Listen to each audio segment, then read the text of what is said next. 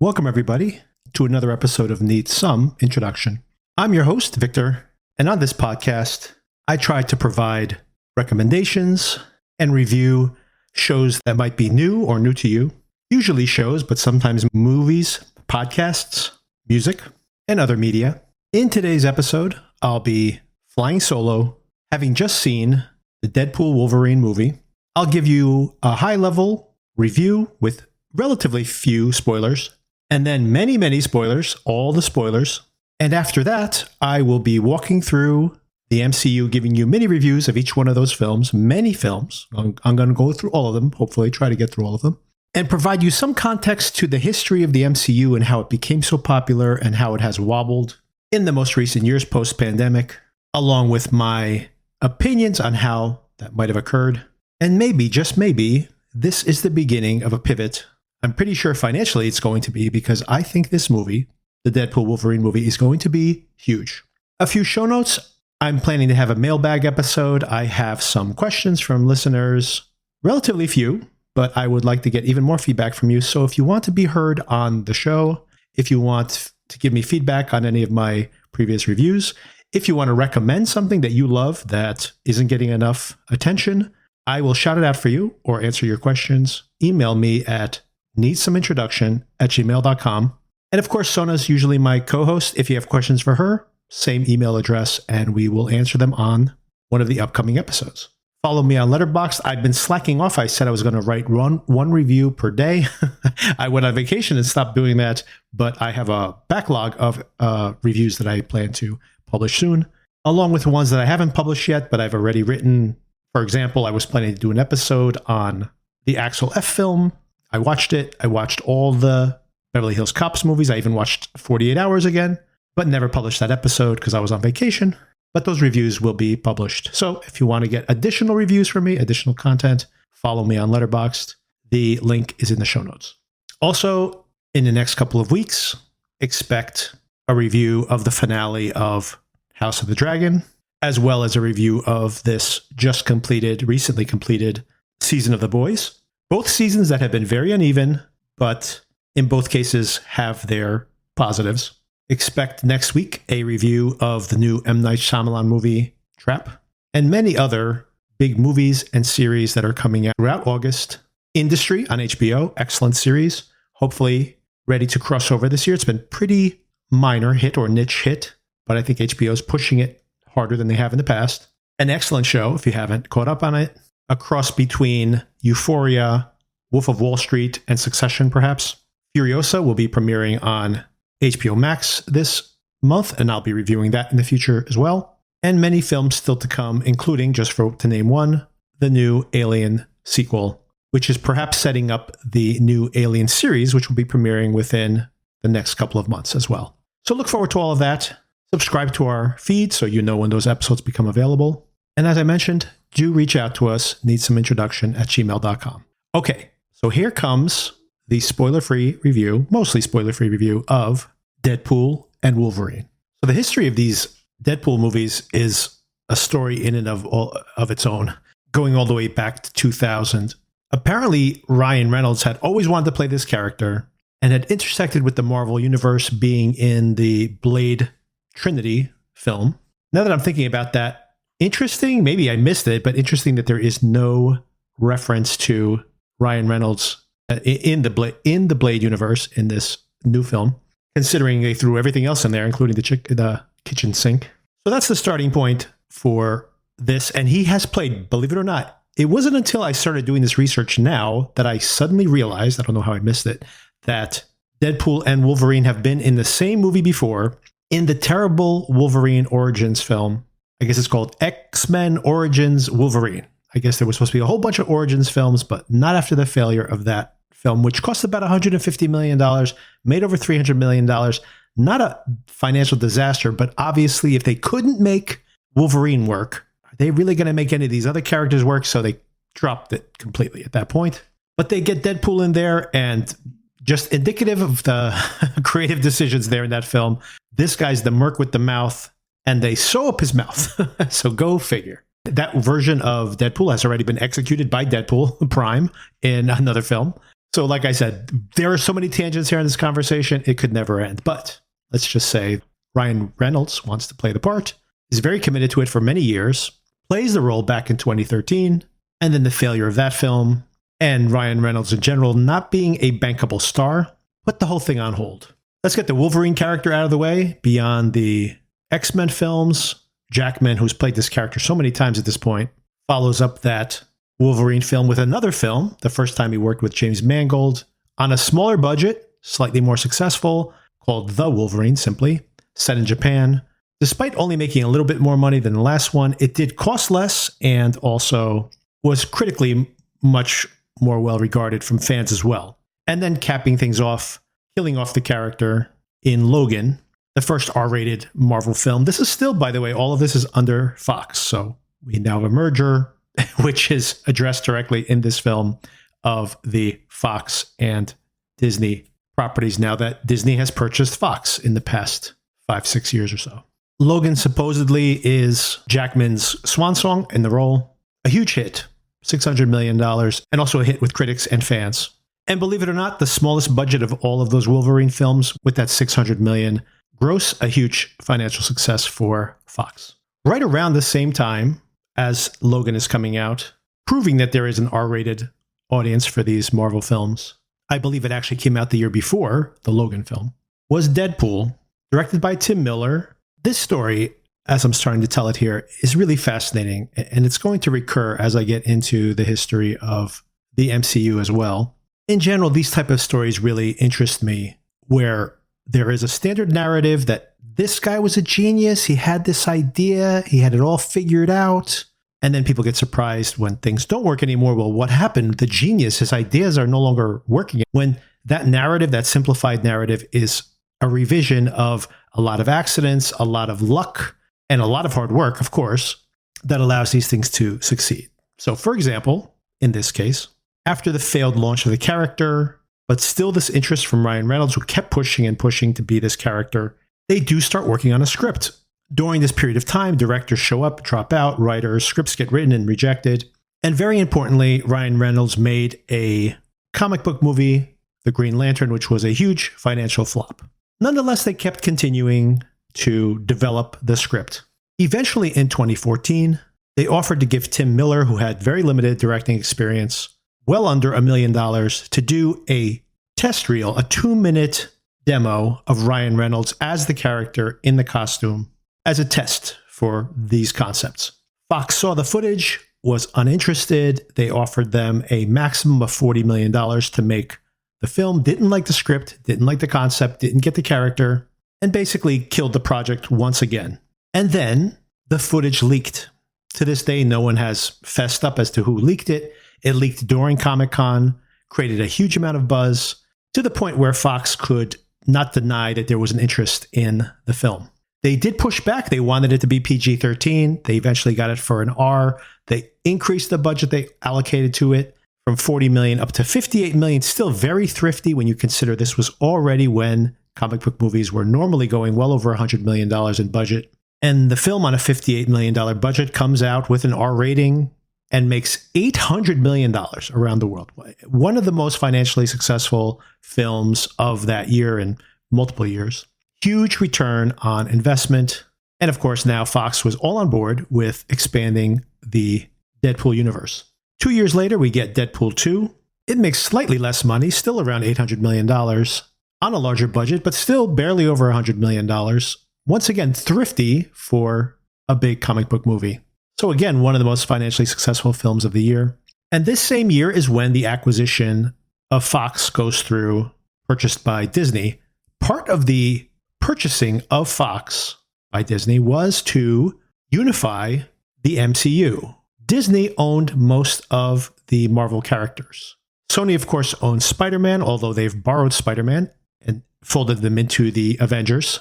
But still outside the purview of the MCU had been the X-Men, the Fantastic Four, both of which would be huge additions to the MCU. And you can imagine the different permutations of stories they can tell by integrating those characters.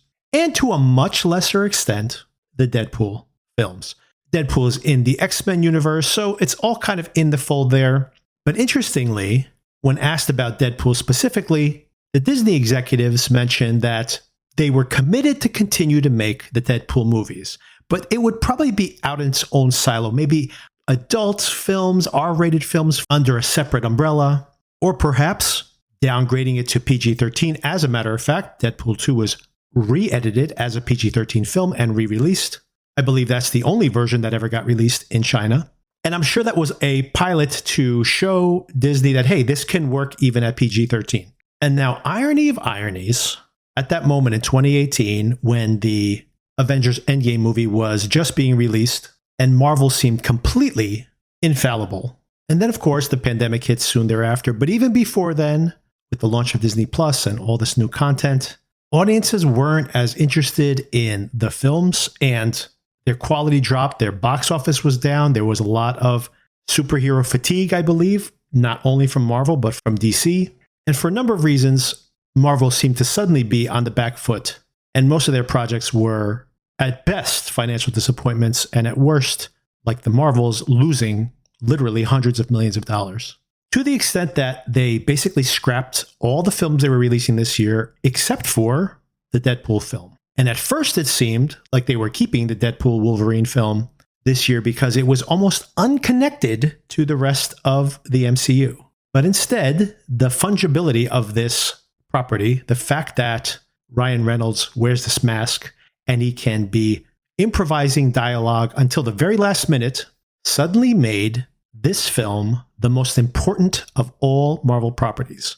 Here was suddenly a way where they can rebrand themselves, pivot away from the failures they had before, prop this up to be a financial success, something that I think is going to be even beyond their initial expectations.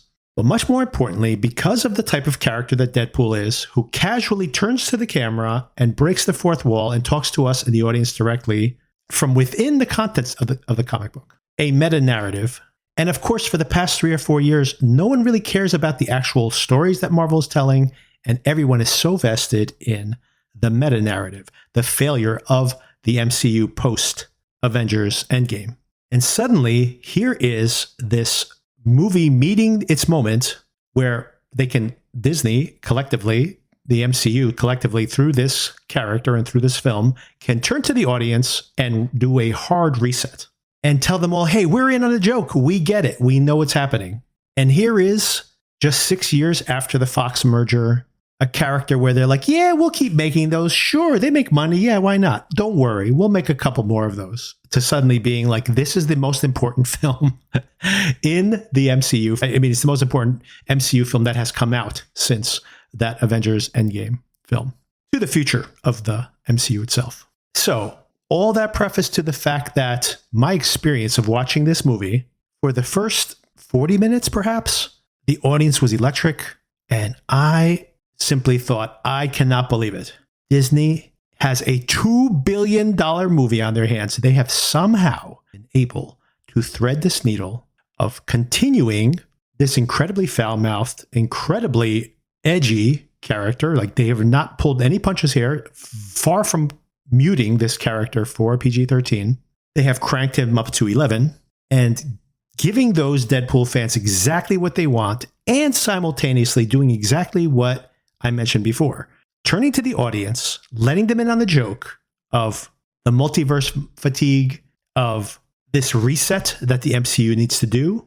And I was just astounded of the level of success that they were pulling off here. The jokes here, there are so many jokes, a joke a minute or more. And there are layers to this joke. There's layers within the context of the film itself. And then constantly this conversation with the audience as to what is happening within the MCU itself. And I could not be more impressed by what they were able to pull off here for the first 40 minutes or so. What I'd say beyond that is that once you get past that 40-minute mark, there is a pretty long stretch where the weight of the mechanics of the plot itself and suddenly pivoting into the actual stakes of the film and basically trying to make us care for this character who is continuously telling us, hey, I'm just a character in a movie. That guy's Hugh Jackman. I'm Ryan Reynolds. And usually the type of thing that I find grating, as a matter of fact, I find it grating even in the previous Deadpool films. But it works really, really well here. Somehow they are able to pull off that magic trick of winking at the camera and simultaneously having us vested in what's happening within the film. Once we have to commit 100% to the outcomes of these characters, that pivot is a little awkward. It's not as successful as that initial being shot out of a cannon early phase of the script. So it does start to drag, and you could feel the audience was getting a little antsy compared to the amusement park ride they were having for most of the beginning of the film. And you also feel the budget, by the way, that once the film just seems like it's getting bigger and bigger and bigger, then you have a very long sequence where you are in one very well appointed, mostly computer generated locale, which suddenly makes the production feel a little cheap compared to what had led up to it. But then we have a pretty satisfying ending. I think it does land the emotion, and all the Deadpool movies have to make this pivot, by the way, right? They start in your face, they start very transgressive, but then by the end, they want you to care about these characters. And once again, with this one, they are able to make that pivot at the end. And the chemistry between Jackman playing this, you've seen it in the trailers. It's very much what plays out throughout the entirety of the film. The chemistry between the extremely goofy Deadpool character and, of course, the incredibly earnest version of Wolverine that we see here in this film. So not the complete success I saw or I predicted from the beginning, but still satisfying. I think if you love the Deadpool films, this is going to be another winner for you. If you just like the Deadpool films like I do, occasionally, hit and miss for me, the experience of watching those films, I rarely revisit them.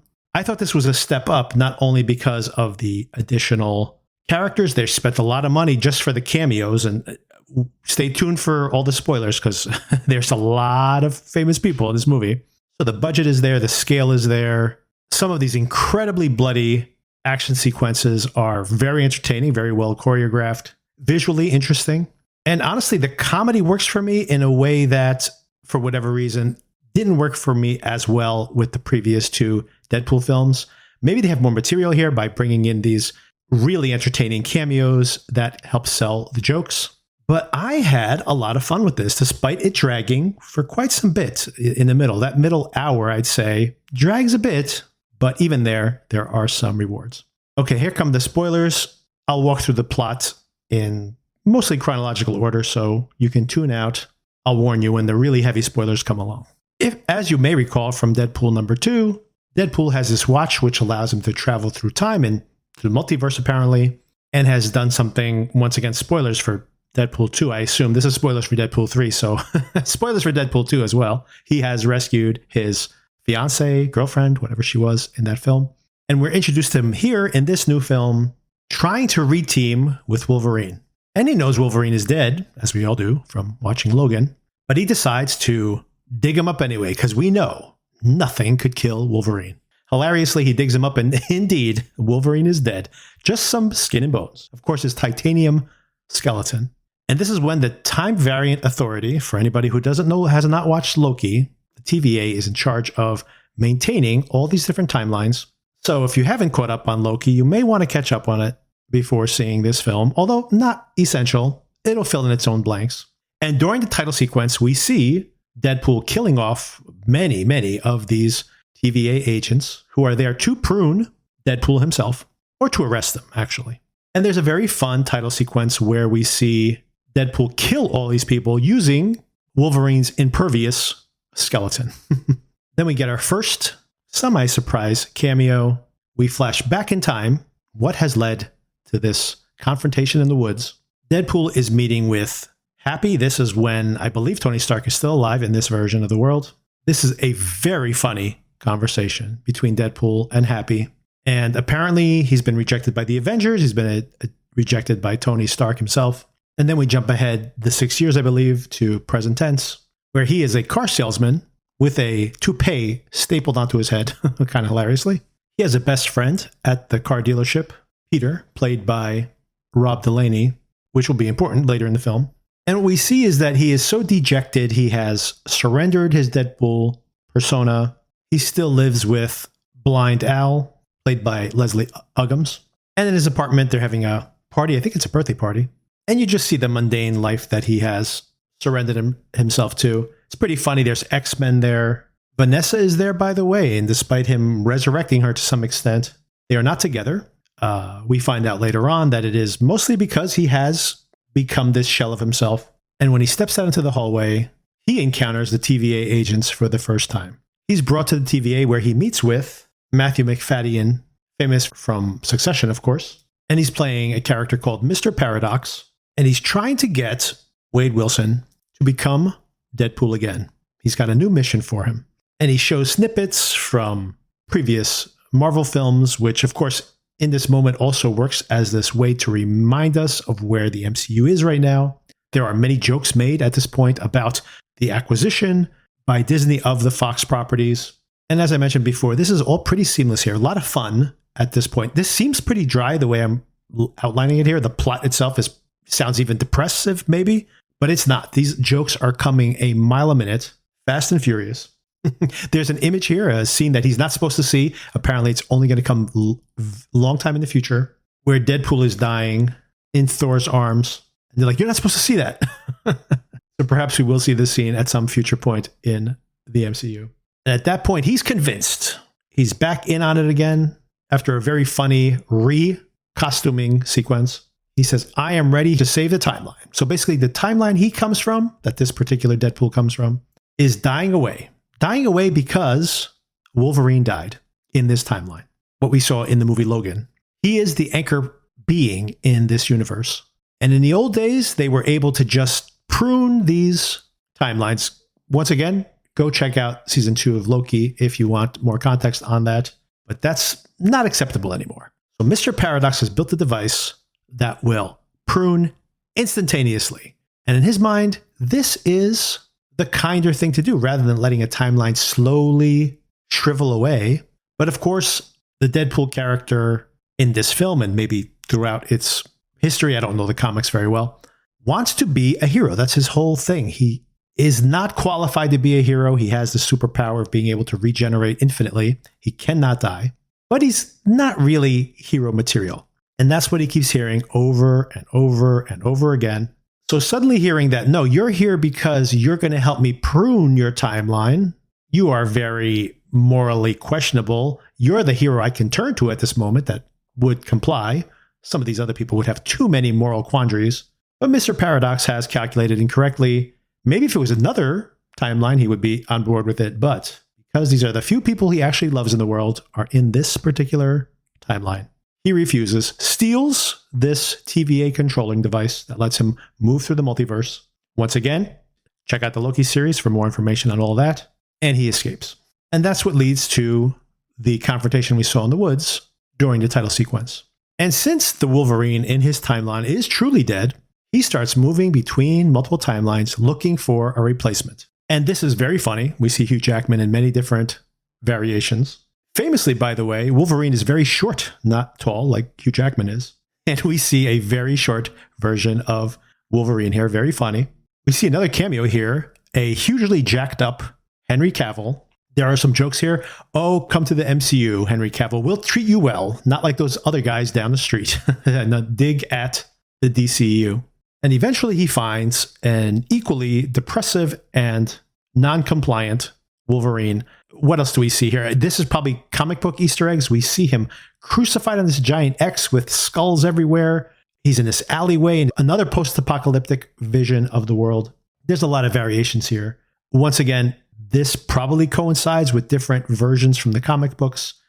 The only thing I got was the whole Henry Cavill reference. I'm not a comic book reader, so I'm sure many of you out there listening know what those things reference. Just to say that even if you don't get all the jokes, it's still funny. He drags this depressive Wolverine with him, who has the original X-Men, the yellow and blue combination. Very funny at one point when Deadpool is making fun of him for dressing like an LA Rams fan. He's in the yellow and blue, the original X-Men outfit. They return to the TVA, and Deadpool still is trying to say, look, I have Wolverine now. I can save the timeline, right? If he was the missing component to save this timeline, well, we now have a Wolverine. Of course, that's not their intention. They want to prune. This is, once again, Mr. Paradox. And he prunes both of them. Once again, if you've seen Loki, season 1 and 2, you know that when you get pruned, you go to the end of time, or forget what it's called, where there is a giant monster called Goliath that eats everything, little by little, eats whatever gets pruned and deposited there. And that is where Deadpool and Wolverine end up. And this is when they fight for the first time. Very entertaining. They're both invincible, stabbing and shooting each other, and Wolverine spitting out bullets. Some great visuals here, by the way. One of the things that have been pruned is the old 20th Century Fox logo. Once again, speaking to the fact that Disney has purchased Fox. And while they're fighting, a noble voice calls out, if you fight against each other, you can't fight against them. And who's rolling up? We have some Mad Max jokes here. It very much looks like a Mad Max type movie. Mad Max, by the way, not within the Fox or Disney, so they're just borrowing that IP or referencing it anyway, winking at it. And who is this noble voice calling out to them? At first, it looks like it could be Dr. Doom, actually, but oh my God, it's Chris Evans. A double twist here. When he dropped his hood, everyone was so excited, and Deadpool cannot wait for him to say, Avengers Unite. It's like, he's going to say it. He's going to say it. And what does he say? This is a great joke that I did not see coming. He says, flame on. He is not Captain America. This is Johnny Storm from the Fantastic Four, which is also now within the MCU, thanks to the Fox acquisition. Very funny, deep cut, and very entertaining. There's a very funny Furiosa joke here. And they eventually end up at this encampment where mostly the evil X-Men characters from the past are all holed up together. Many of these recognizable, at least in their powers, recognizable as characters, if not the actual actors themselves. And their compound, amazingly, is what appears to be just the Ant-Man costume, which then, when the mask opens, turns out to be the actual bones of Ant-Man within this skeleton. So just to speak to the fact that many alternate heroes and villains from the MCU have been pruned and exist in this locale. In some cases, multiple versions of the same character. A great joke here when the skull is revealed under the Ant-Man mask. Deadpool says, oh, so Paul Rudd finally aged.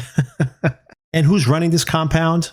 At first, they think it is Dr. Xavier. But it is not. It is a bald Emma Corrin, playing Cassandra Nova, Dr. Xavier's twin sister, who apparently was so problematic in all of the timelines that she did exist in, that she was relegated to this wasteland even as a baby, and grew up here with no parental supervision.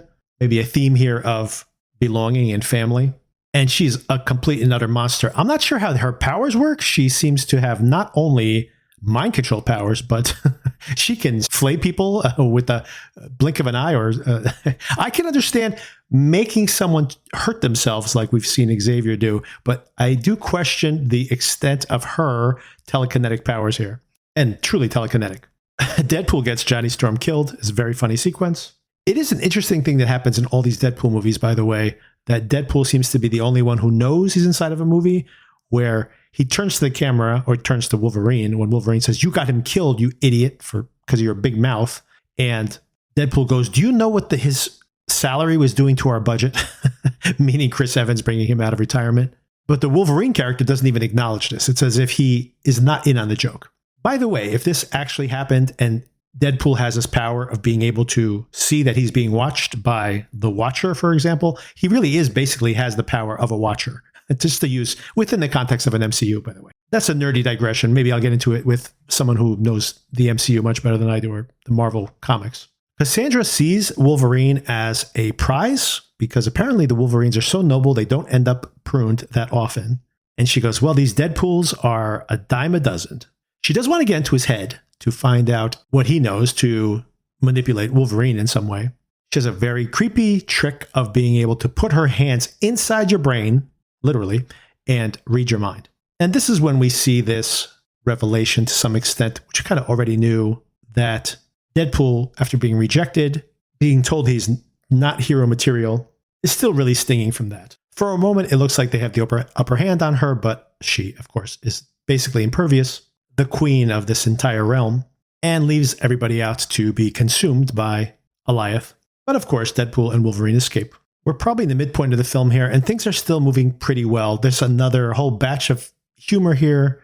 We see Deadpool falls in love with this really ugly Deadpool dog, and he meets a very handsome version of Deadpool with long flowing hair, also played by Ryan Reynolds.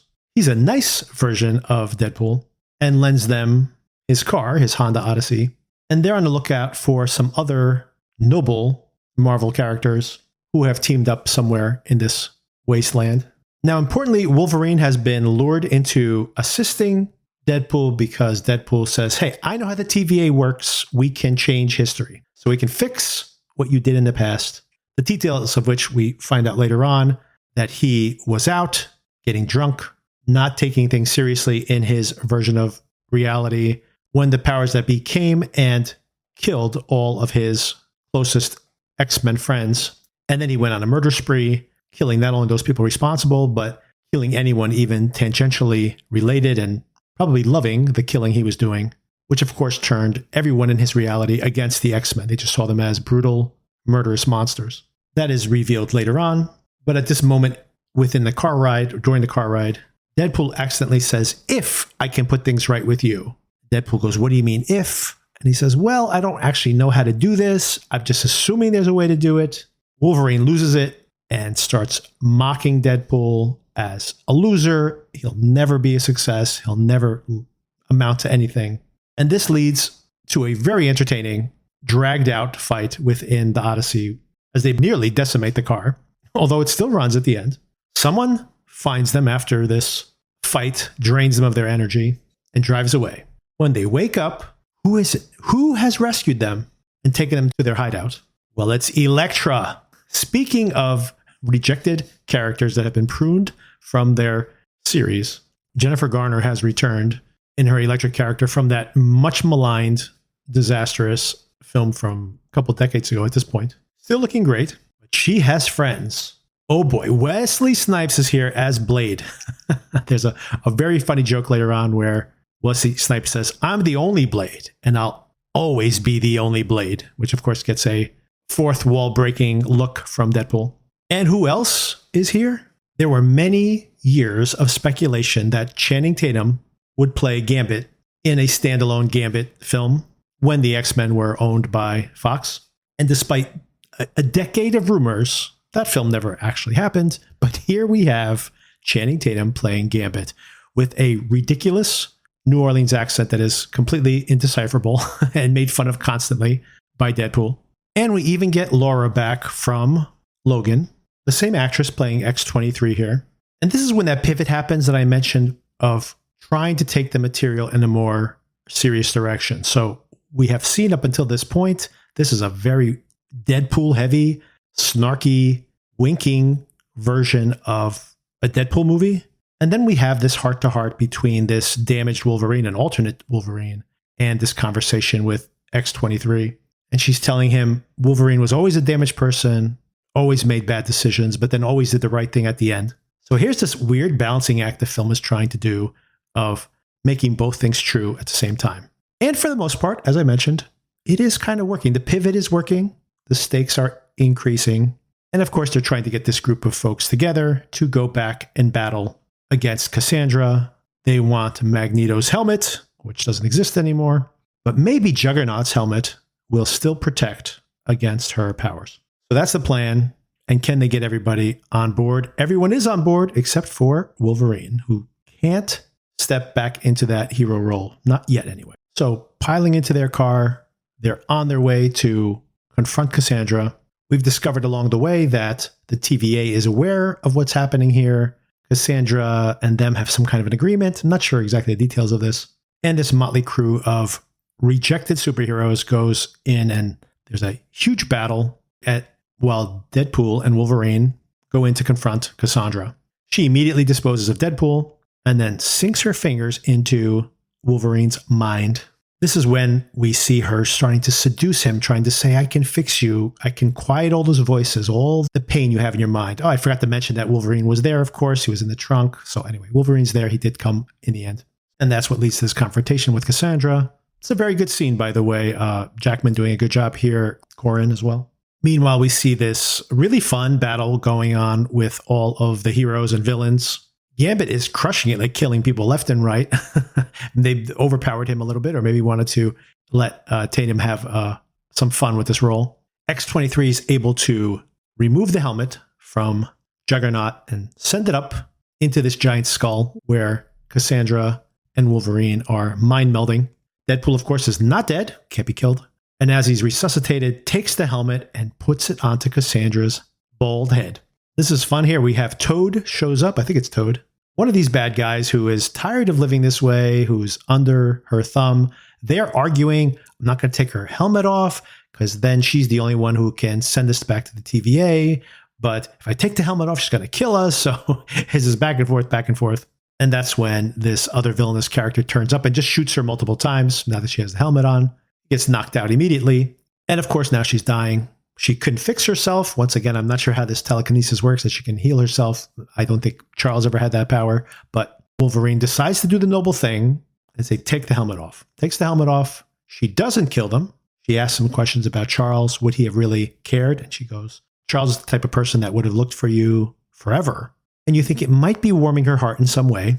And she does make a little game of it, saying, Alioth is coming to kill all of us. But a magician came here, an amateur magician, I think she calls him. And of course, I killed him. But he did have a little trinket that you might find interesting. And of course, it turns out it's Doctor Strange's rings that can create those portals. And of course, Alioth comes and eats everybody, but not before Deadpool and Wolverine escape. Deadpool ends up back in his universe. Oh, it's Pyro, by the way, the fire guy. He's the one who betrayed Cassandra. Cassandra uses Pyro's communication with the TVA to meet up with Mr. Paradox. And she decides that she's not trying to save one of the universes or anything like that. What she's going to do instead is to not only prune some of the timelines, she's going to use this machine that Mr. Paradox has built to trim all the timelines, every single one of them, so that everybody in all the timelines will end up in her world where she's the ruler of everyone. The only one that can stop them, of course, is Deadpool and Wolverine. She says, I have something so big, it'll keep them busy. And at first, it looks like maybe Alioth is going to come through the portal, but that's not what it is. It's all of those rejected Deadpools, hundreds of them, and they have to fight their way through all of them. And this leads to a really entertaining, very bloody, and just very entertaining battle sequence where that long-haired pretty boy version of Deadpool gets killed brutally. But of course, that means Deadpool inherits his dog, which he loves, also inherits his guns, gold-plated. Wolverine dons his mask, by the way, the traditional comic book mask with the wings on the side, for the first time ever, I think, in this entire franchise. And this visually is very interesting, working across the frame as Madonna, Like a Prayer, is playing on the... I think Madonna's Like a Prayer is going to get a big boost on Spotify plays, considering how heavily it's used here at the end of this film and how big this film is probably going to be. They massacre all these Deadpool. It's a very cool visual here as they just bloodily work their way across the frame. But of course, most of them, not all of them, are indestructible. So they all resurrect themselves. And then a very convenient Peter Ex Machina shows up. The Rob Delaney character shows up in the Deadpool suit. And apparently in every single version, every multiversal version of the Deadpool story, they always have a buddy, Peter. So they all gravitate to him. And while they're distracted by this, Deadpool and Wolverine go down the subway station to try to prevent the annihilation of all timelines. Even though this matter and antimatter crossover that would be required to blow up this device would annihilate Deadpool or Wolverine. Deadpool decides to be the sacrificial lamb, trapping Wolverine. And then, of course, with seconds to spare, as the timelines are shrinking down to 90%, 80, 50, 20, 5, 2, almost gone. And Deadpool just can't reach across to create this short circuit between the matter and antimatter. Wolverine has busted out of his cage, grabs Deadpool's hand, and then with his claws closes the circuit. And as Madonna plays on the soundtrack, once again, they short circuit this device. They flash back on all the things that matter to them. Wolverine's shirt gets blown off. And Deadpool looks at his abs appreciatively, and they nod heads at each other. And as the device explodes and Cassandra is destroyed, oh, I forgot to mention that Hunter B-15, Wunmi Mosaku from the Loki series, has been alerted. There's something going on one of these timelines. She shows up to ask Mr. Paradox, what's been going on here? And he comes up with the story that you told me Cassandra was contained. My dear friends sacrificed their lives to save us all. And then, of course, it turns out Deadpool and Wolverine are not dead, which, of course, he's not happy to find out. The truth will be revealed. And off camera, they are pruning all the Deadpools. But this one gets to stay, of course, because this is his world. And it turns out, not only has he saved all the timelines, somehow, whatever they've done, has rejuvenated this timeline. So it's now growing back again. It won't just shrivel up and die. This is going to be a thriving timeline from now on. Maybe what it means is that Deadpool has now become the prime being in his timeline. He is Jesus Deadpool. Peter shows up here once again to defend Deadpool, and Hunter B-15 is very attracted to him. So maybe there'll be a little something going on in future films. And yeah, Wolverine's here in the alternate timeline. There's a few scenes here at the end where they buddy up to each other. They now have adopted this dog. And Wade, aka Deadpool, has invited him to hang out with him, to live with him and his roommate. And we see another get-together at the house. All the same usual suspects as before. Wolverine, aka Logan, seems to be connecting with Laura, X-23. And Wade seems to have reignited his romance with Vanessa. And that's the end of the film. A lot less jokes about the future of the MCU or the current state of it here as you move forward. And the ending is much weaker than it is at the beginning, although the stakes are obviously higher. It turns into a much more traditional comic book movie. But I have a feeling this will, just for the speed of the jokes and for some of the very funny cameos, it'll probably have a decent amount of repeat business. This will be big. I don't think, and now here's my box office predictions. I honestly was thinking at the beginning when this film started, oh my God, this is going to be a $2 billion movie. They did what they did with the Spider-Man movies, but with an R-rated film. Who would have thought it? And as the film progressed, I'm like, no, they didn't quite nail it, what I thought they were going to do. I was so impressed with the first 40 minutes, 50 minutes of the film, even maybe the first half. So no, it's not going to do that well. It probably won't catch Inside Out, which is now approaching $1.5 billion.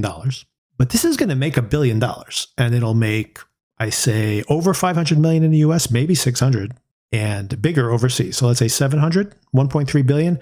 What a comeback for the Marvel Cinematic Universe, if that's the case.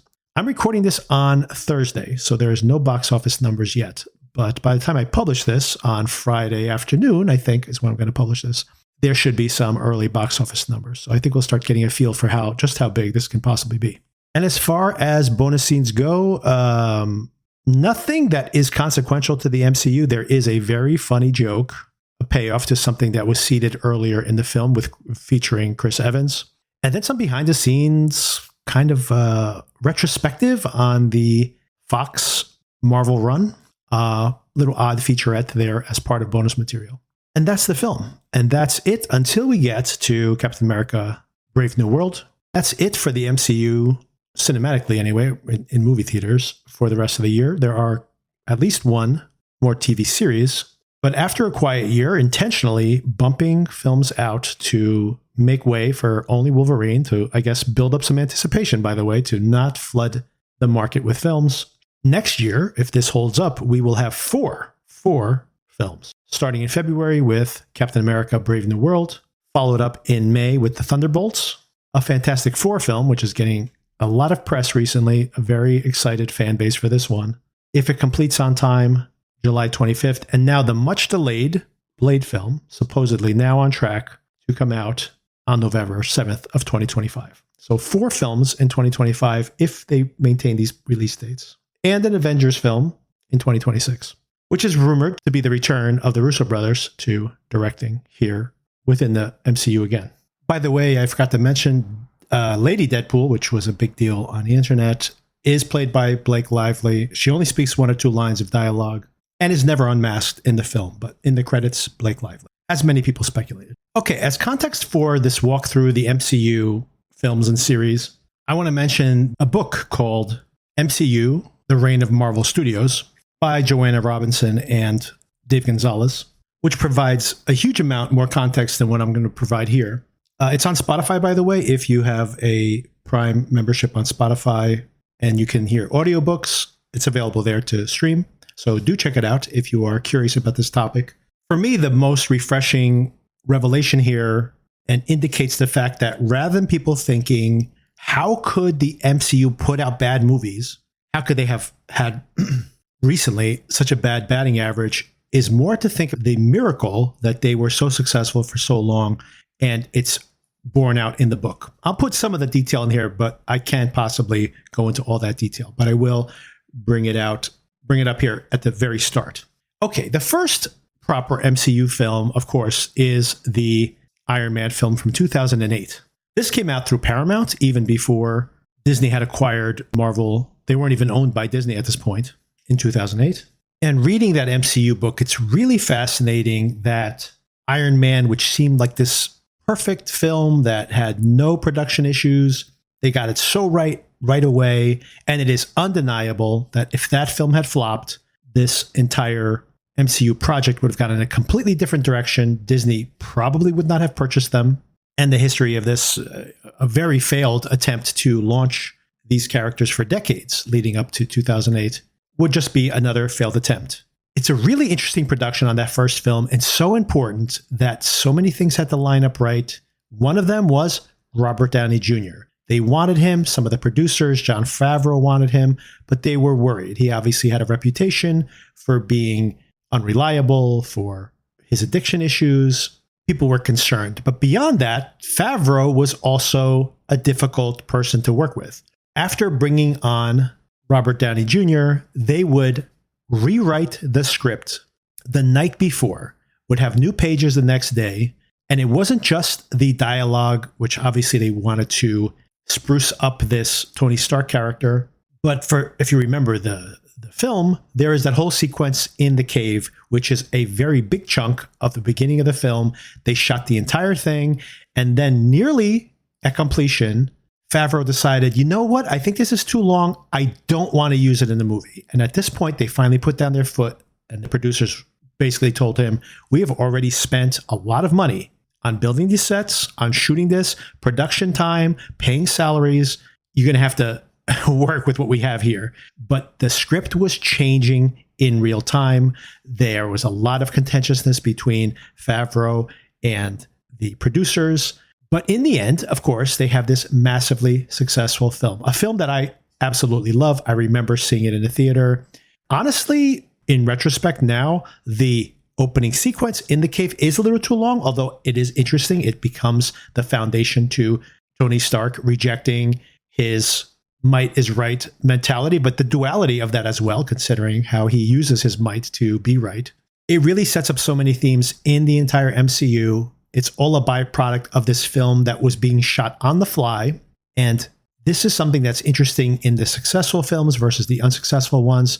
The more pre-programmed it is, the more overthought it is, the less successful the films are. And the more they were improvising and using what they were doing well, that really is the foundation to the success of the MCU. But despite its issues, it doesn't have a great villain, doesn't have a great finale. It drags a bit at the beginning, just a little bit. I think the beginning is very important to the entire project.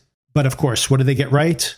A, Robert Downey Jr., absolutely killing it in this role. And B, just the sheer joy of those flying sequences, for example, capturing the thrill of being in the suit and having these superpowers. The joy of being a superhero, something that is forgotten so often, for example, in The Man of Steel, where being Superman is awful.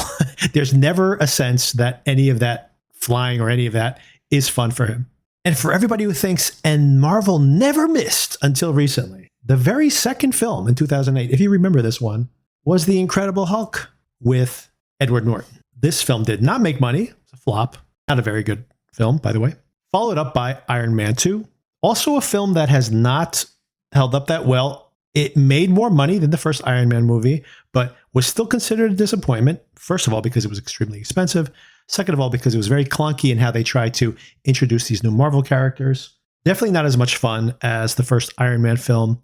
I kind of have a soft spot for this film because it was the first MCU film that my daughter gravitated to, believe it or not, despite the fact that she was so young at the time when she started watching this film. So it's both better and worse than I remember it being. Not a good villain, a big problem with MCU films.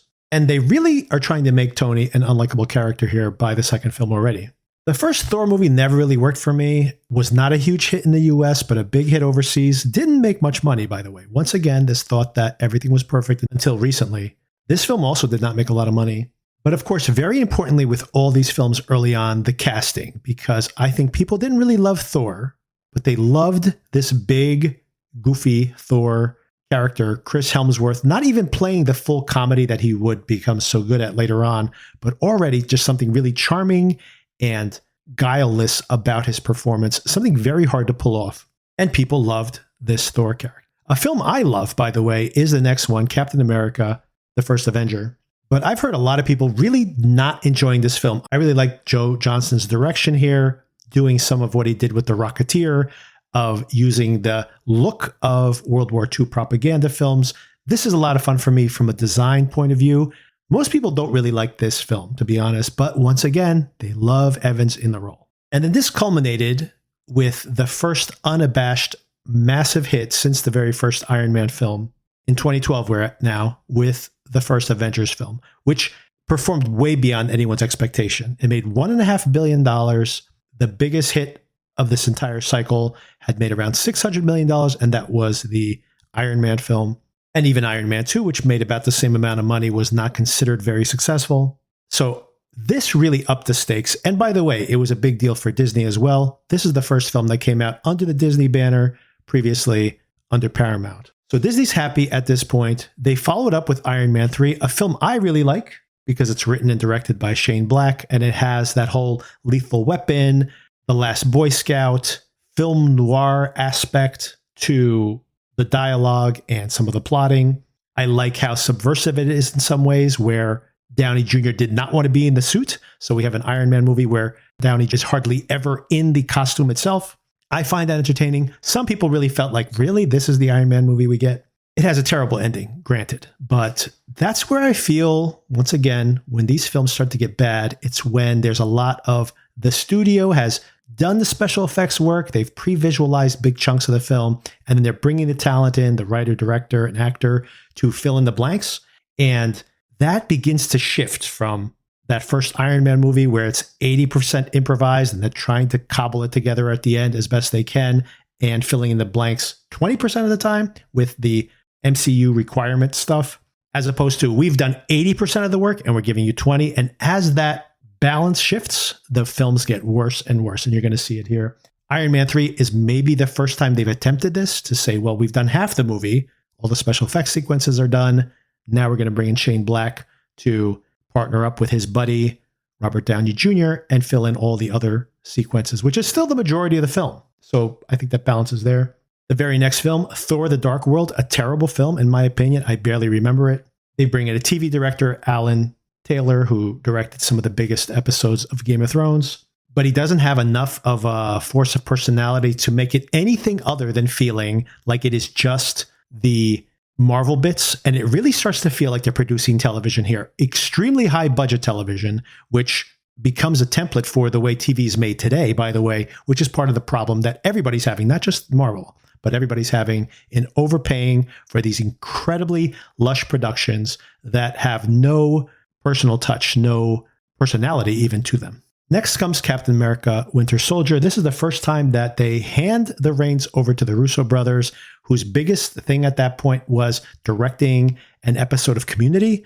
Obviously had not worked with such a large budget before, but this recipe, this combination, for whatever reason, works really, really well. The Russos post MCU not impressed me almost ever, but this is a really sharp conspiracy thriller which takes this Captain America character, which did not impress most moviegoers previously, and elevates him to some of the best of all the Marvel films, and develops the Winter Soldier, of course, but also allows for the first time maybe that the MCU can make films in other genres that are also MCU properties. Also very important, bringing in James Gunn on their very next project in Guardians of the Galaxy. Gunn, unlike some of these other filmmakers, has a very strong POV. Much of Guardians of the Galaxy, something that kind of bothers me in this first film, is that there is so much Marvel-associated world building that needs to be done that it gets in the way of some of the really James Gunny parts of the film, which I think is what people love about it. And that is the found family, these losers coming together, something that is thematic in almost all of Gunn's films. This found family where they find a place in the world. So it's edgy and gritty and unconventional and yet heartfelt. But once again, a weak villain and all that Marvel giant ship descending on a city for a completely gratuitous and inconsequential 40-minute action sequence at the end of the film. All of that stuff is just tedious. When, of course, the real payoff in that film is that they're able to contain that power source when they all hold hands together. So that's James Gunn's real concern there. And that's where the film works the best.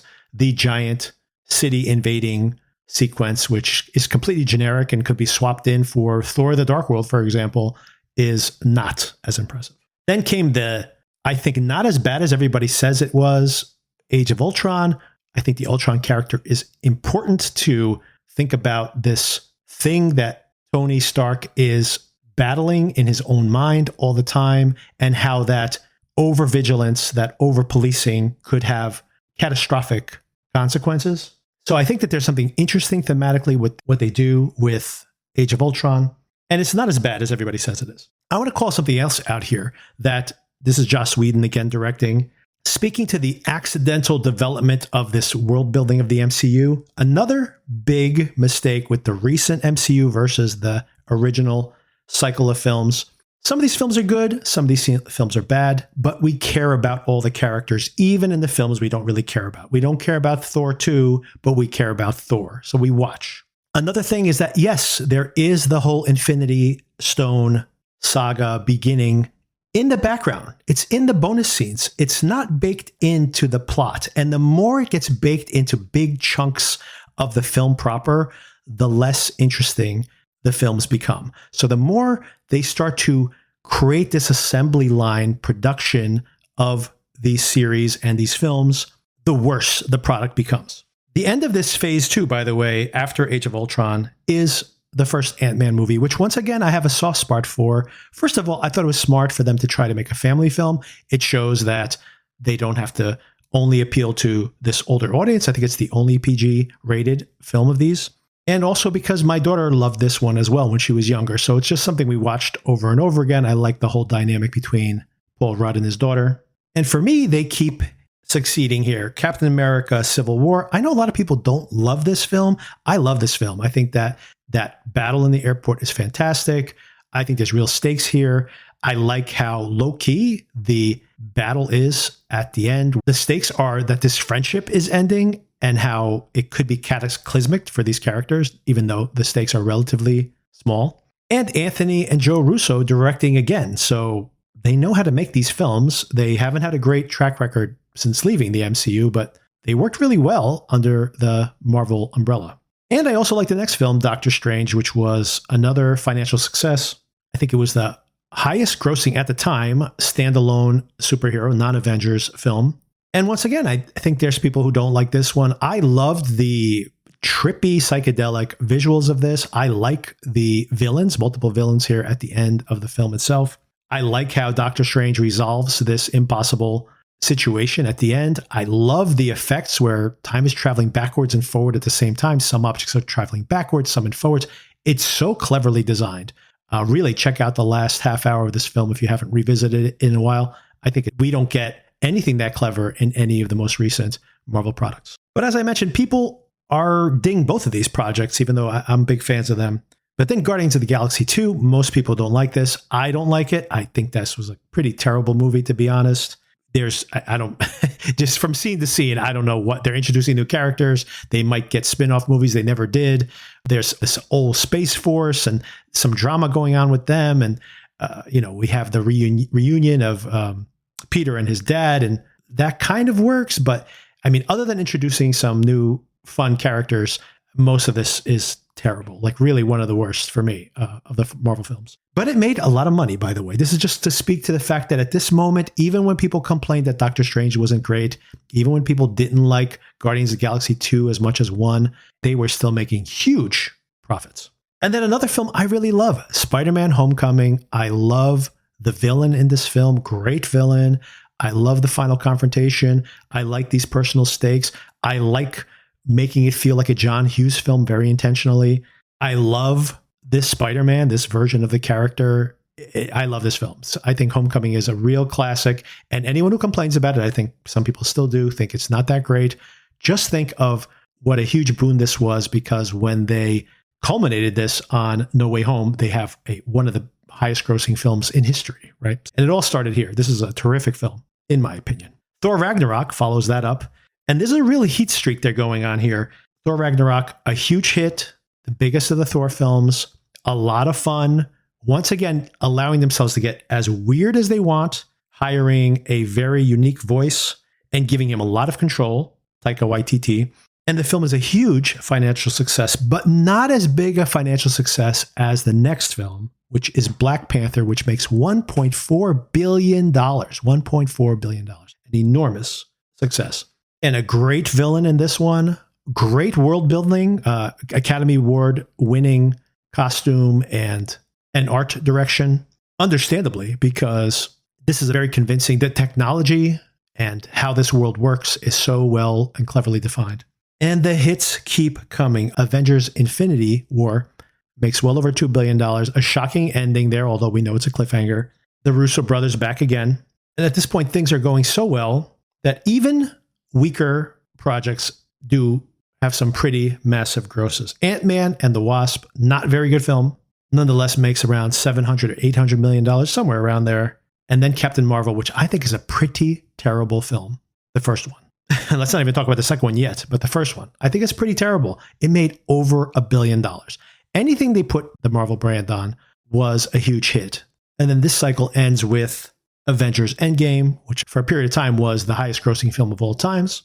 Once again, eclipsed by Avatar, thanks to one of its reissues. And then Spider-Man Far From Home, which for my money is not a good film. As much as I loved Homecoming, this is exactly the type of project where I feel like there is too much connective tissue in the film trying to build it into the MCU, and there's no clean, riveting central story to pull you through. The villain is pretty good here, I'd have to say, but this film should have been better. And so much, this is the whole last half practically of this film. All of these giant battle sequences and destroying these landmarks, which is so generic at this point, just is not impressive anymore and not convincing oftentimes. The actual special effects themselves don't look that good oftentimes, maybe because they're just churning out so many films. But so much of these films just stop having any personal character or any compelling reason for you to watch, for me anyway, to watch. But things were about to get much worse. 3 huge things happen here. First, the pandemic, which makes people wary of going to theaters, and that disrupts this love affair with Marvel to some extent. The second thing that happens is that Marvel starts to produce TV shows on Disney Plus as well. The focus really becomes Disney Plus and growing the streaming service. And there's such a fixation with taking things that were supposed to be movies and putting them onto TV, and vice versa. Some of these things become movies that were developed for TV, and then they feel like TV in the movie theaters. So that's a huge problem. But beyond that, the expectations that these films are going to continue to make $2 billion when it was the buildup to that culmination point. The Infinity War cycle was built up a little by little. And as I forgot to mention earlier, that Thanos himself had been introduced. The Infinity Stones were introduced as a joke practically. Joss Whedon shot the bonus scene with Thanos without even telling Marvel he was planning to do it. He's like, I'm going to just throw this in there as an Easter egg. And then Feige was saying, Kevin Feige, the head of the Marvel Brain Trust, head producer, thought like, hey, let's build on that. Let's bring in the Infinity Stones. And then as they kept adding these Easter eggs, they put the Easter eggs first, and then how are we going to connect these things to each other? And then they started to develop this broader story. But it was always happening in the background when there was already a predefined script. But then, as they got closer to culminating the storyline, those things started to become more and more central to the plot, mostly only in those Avengers films. And then they wrapped up that storyline. And as I mentioned, the pandemic hits. They are now out of ideas with the Infinity Stones. Let's pivot to a new storyline, the multiverse, perhaps. And then, of course, there's going to be the Kang storyline, which, of course, disastrously, that didn't pan out. We'll get around to that in a moment. They're spreading themselves too thin. Simultaneously, if the special effects already were starting to look shoddy when they're making 2 or 3 movies a year, now they have to churn out many, many hours of television and the movies as well. They're spreading all their talent too thin, all their writing staff, all this plotting. If you are going to make the storylines central to the TV shows and the movies and baking them into the plot so tightly, you're expecting that everyone's going to have a Disney Plus subscription. I mean, that would be great if you could predict that, but especially internationally where Disney Plus wasn't even available for a period of time, how do you make it essential to watch a show that most people can't even watch and then expect that they're going to follow along these movies? They were too cocky in their planning.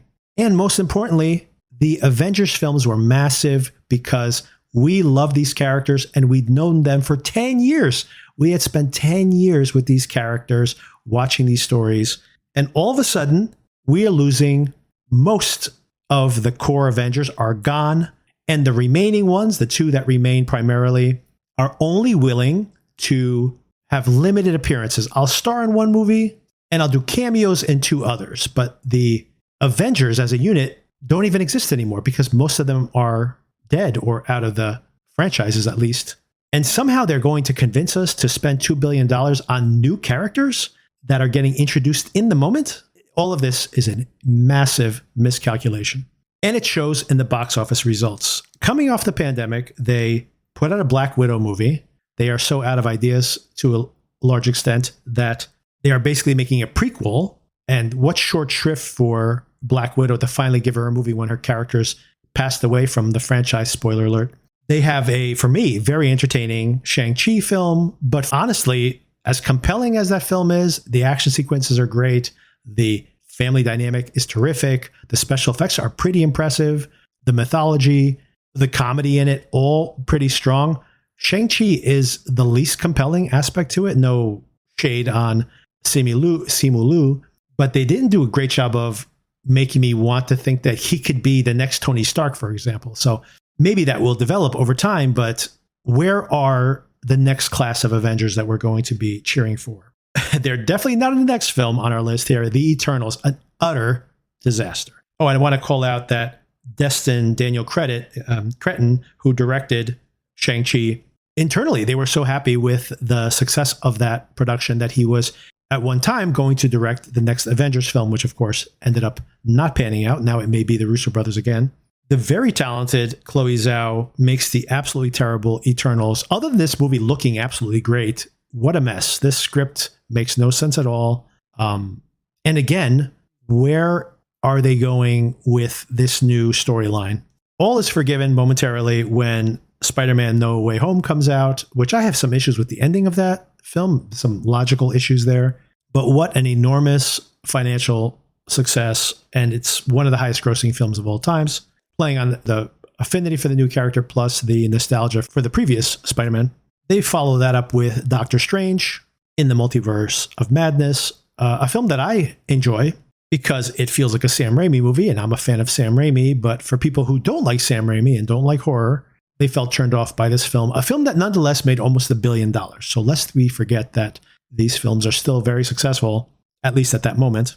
Thor: Love and Thunder also, I feel like it was rejected by audiences a little too harshly. I don't think it was as good as the previous one, but I didn't think it was terrible either. And still, once again, very successful with over $800 million at the box office. But obviously people were starting to sour even as they were continuing to see the films. And we see that again with another tragedy that strikes.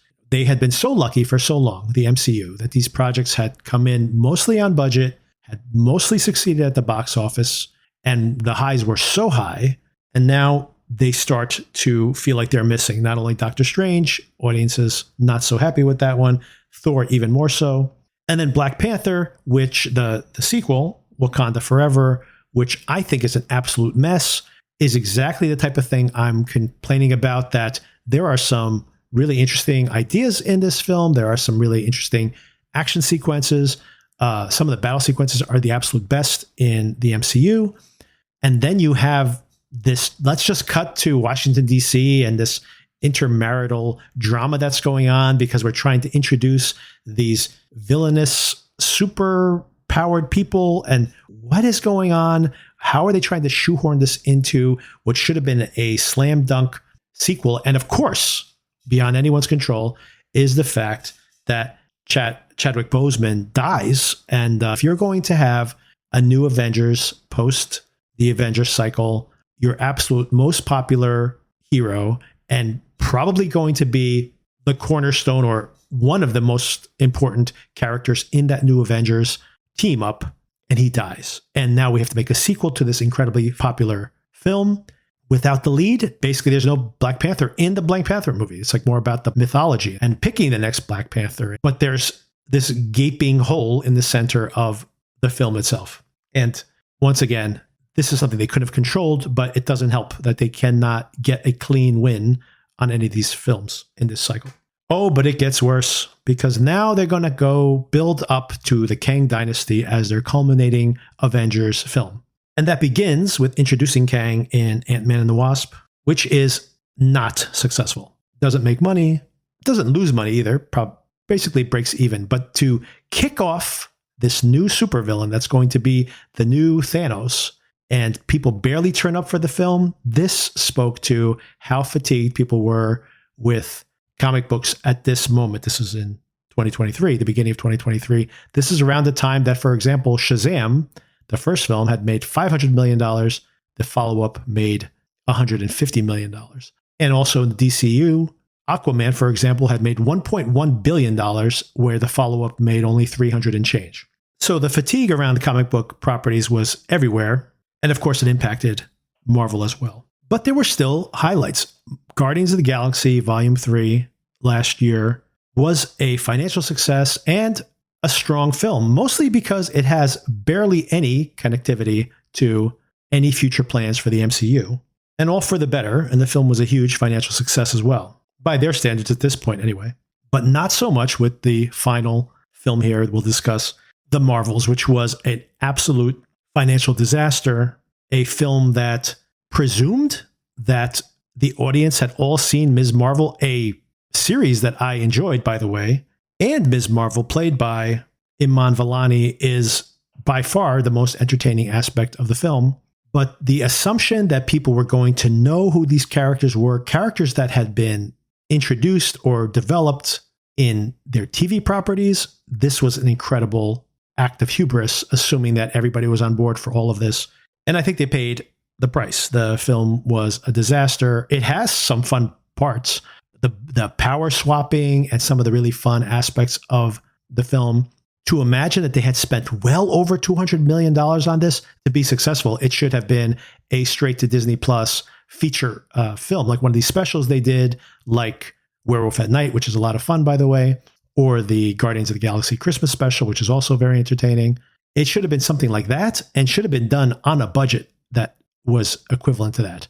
To spend well over $200 million and then with marketing and advertising around $500 million on this film, which is so slight, it was just an utter disaster. And it showed. The people just didn't turn up. And of course, the overall fatigue with comic books and the MCU in general didn't help. And that's not even to speak of the TV series, which honestly, other than WandaVision, which was a hit, a huge hit, and a success, most of it was a success from my point of view. And then Loki, which at least in season 1 was excellent. Season 2, more uneven, but ended very strongly. And by the way, was where they wrapped up the Kang story. They probably needed some reshoots here, given the fact that, once again, bad luck strikes again. Jonathan Majors, who was so important to this entire cycle of films, was arrested and found guilty of assault. Their luck ran out. Fortuitously, to an extent, Jonathan Majors' situation allowed them to put the brakes on the Kang Dynasty plans. They reshot a lot of the projects that were in place. That Captain America film has been reshot at least twice at this point and pushed out an entire year. But maybe they're lucky. Now they get to just tell stories. This Wolverine film, in a way, is a moment to completely reset and pivot away from what they were doing before. And as I mentioned at the start of this whole entire monologue, it's interesting that this project that was so inconsequential on the page has now become incredibly important. It needs to be a hit, and it almost certainly will be, but it also allows the MCU to pivot, bring in the mutants and the Fantastic Four characters from the Fox properties, along with the Deadpool character. It's just quite a fascinating turn of events for this entire franchise. And maybe now also a lot of these TV series, by the way, which have been very unsuccessful, aside from Loki and WandaVision. I mean, holy cow. I mean, Secret Invasion. What an absolute and utter catastrophe of one of the worst things I've seen on TV in a long time. And just the fact that that is getting produced and they can't prevent it from coming out. Like, how did they not know that it was not a complete and utter fiasco? And rather than Disney pushing them to put out more and more and more content, and it's costing more and more and more to make this product, and it's failing, their failure in a way allowed them to hit the brakes and reset. So this could all be for the best. And I actually feel like they are going to be smart enough to be able to reset now after this Deadpool Wolverine film. And they have characters, the Fantastic Four and X-Men, that comic book fans and just people in general really love. Maybe while they develop this next class of Avengers, they can develop this Fantastic Four and X-Men side franchise as well. I look forward to it. I would love to see them have another high point like that Avengers Infinity Cycle culmination. All right, that's my long discourse on the MCU. And I have more comic book related things to say in regards to The Boys, the finale of season 4, and how it teases big happenings finally, I think, on that show. Because for me, it's been dragging on for a couple of years now, but some big happenings. I'm very intrigued by what is to come in the next season. And I'll have that commentary sometime next week. Until then, take care. I'll talk to you soon.